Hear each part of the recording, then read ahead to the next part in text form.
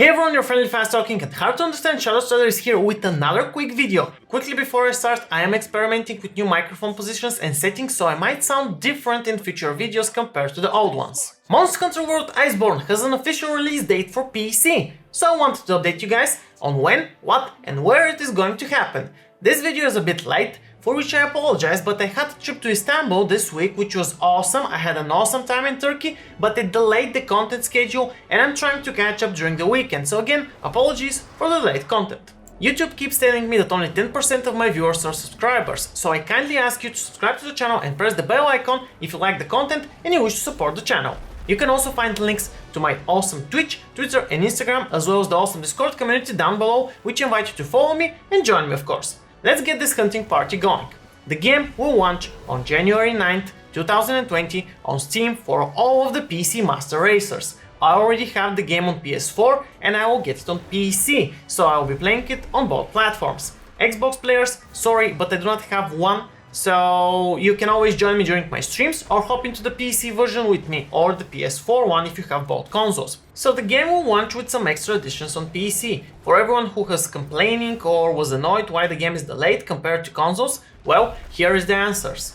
Firstly, the high resolution texture pack. You can clearly see on the trailer the difference in details on everything from the monsters to the weapons and armor and the environment. On PC, the game can run at 4K resolution 60 FPS. As long as you have the hardware to push it, you will not need to compromise anywhere. You can have awesome graphics, high frame rates and a huge resolution while enjoying the flawless, fluent gameplay.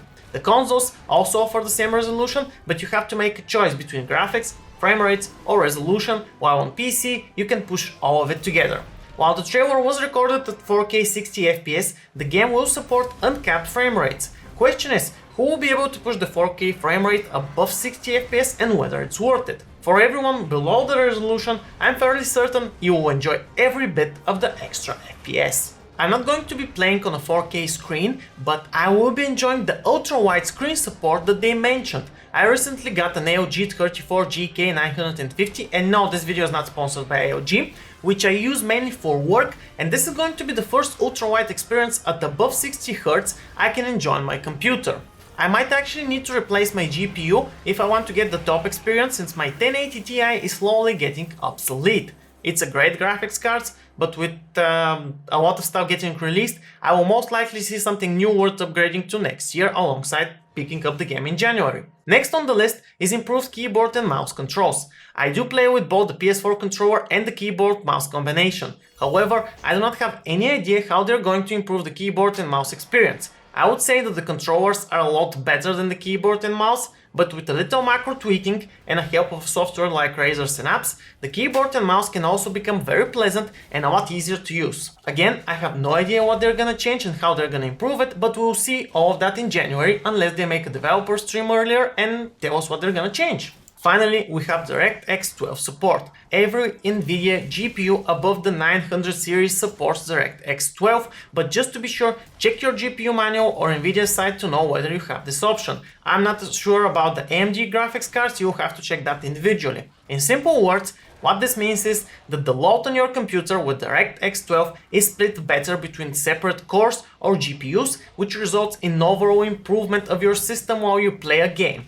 While DirectX 11 puts everything on a single core and lets the other one idles, DirectX 12 splits the load and improves performance, which is a huge deal for some people, especially with older generations hardware.